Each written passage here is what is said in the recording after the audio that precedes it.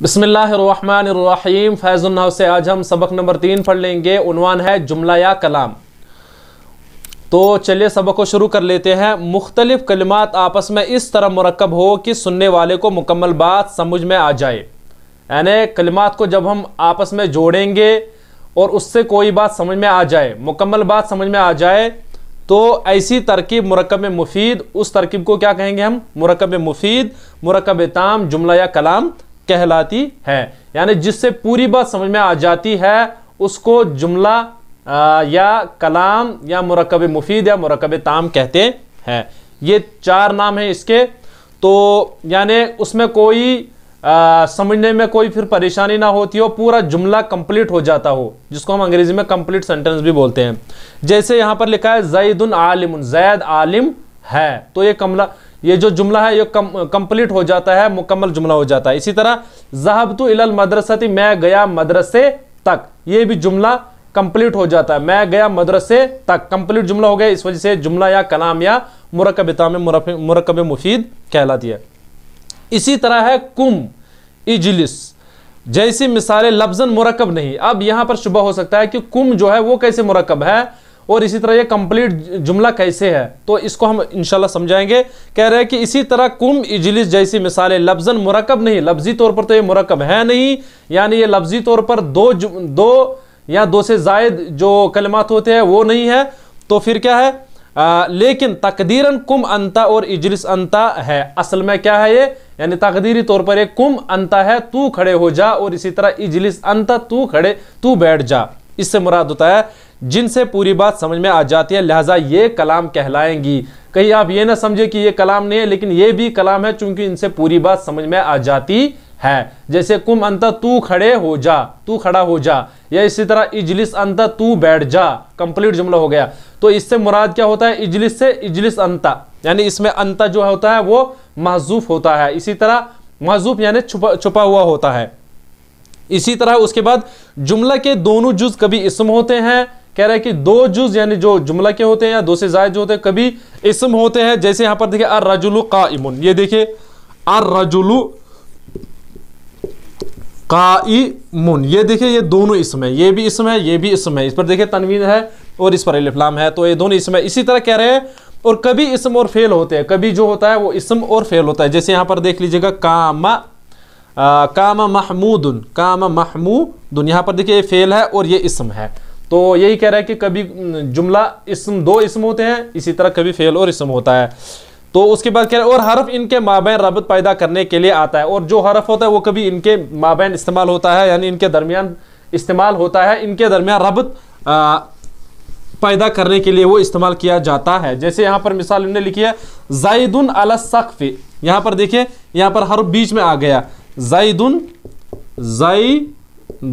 अला सक़फ़ि, ये देखिए यहाँ पर ये आ गया हरफ बीच में, इन दो इसमों को इन्होंने मिला दिया। तो इसी तरह है अकल तु बिल मिलाकती, यहाँ पर देखिए अकल तु बिल मिलाकती,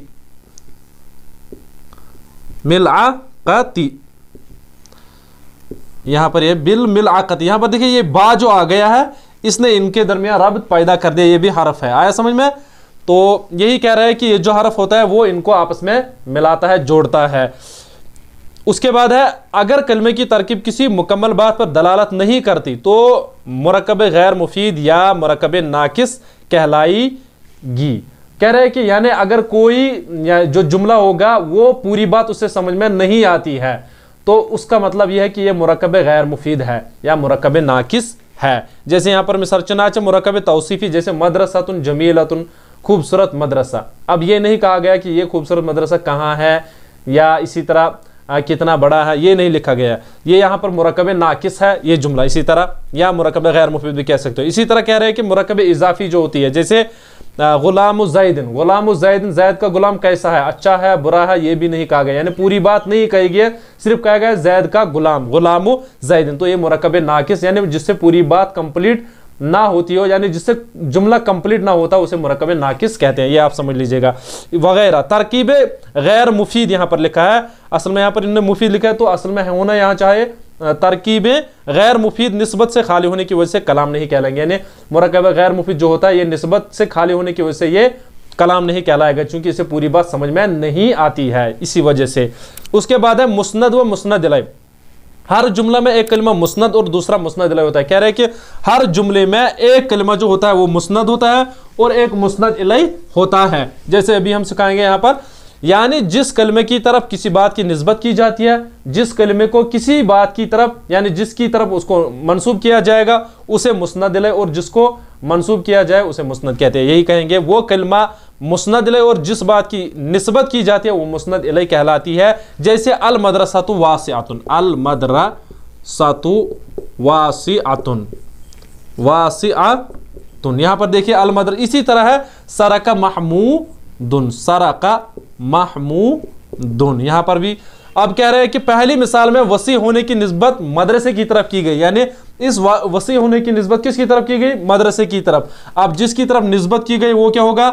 मुस्नद इलैह, ये यहां पर कहा भी है, और जिसकी निस्बत की गई है उसे कहेंगे मुस्नद। यहां पर देखिए यही कह रहे हैं, पहली मिसाल में वसी होने की निस्बत मदरसे की तरफ की गई है, लिहाजा मदरसा मुस्नद इलैह होगा और वासिअतुन मुस्नद। दूसरी मिसाल में जो है चोरी की निस्बत महमूद की तरफ की गई, यहाँ पर मुस्नद ये होगा और ये महमूद मुस्नद इलैह होगा। यही कह रहे हैं कि महमूद की तरफ, लिहाजा महमूद मुस्नद इलैह और सरका मुस्नद, क्योंकि ये जो ये निस्बत की गई है इस सरका की इसको महमूद की तरफ की गई है, यहाँ पर ये मुस्नद होगा और ये महमूदुन मुस्नद इलैह होगा। ये बहुत आसान है। अब कायदा यहाँ पर बयान किया जाएगा, वो ये है कि मुस्नद इलैह हमेशा इस्म होता है, यानी मुस्नद इलैह, ये यहाँ पर मुस्नद इलैह है, यहाँ पर ये मुस्नद इलैह। कह रहे हैं ये हमेशा इस्म हुआ करता है, ये मुस्नद इलैह हमेशा इस्म हुआ करता है, जबकि मुस्नद इस्म और फेल दोनों हो सकता है। हर्फ ना मुस्नद होता है ना मुस्नद इलैह होता है। अब कह रहे हैं कि जो अब मुस्नद होता है वो कभी इस्म होता है और कभी फेल होता है। जैसे यहाँ पर इस्म है वासिअतुन है, ये मुस्नद है, यहाँ पर फेल है मुस्नद है। तो मेरे ख्याल से ये आपको समझ में आ गया होगा। तो चलिए, हो गया हमारा आज सबक नंबर 3।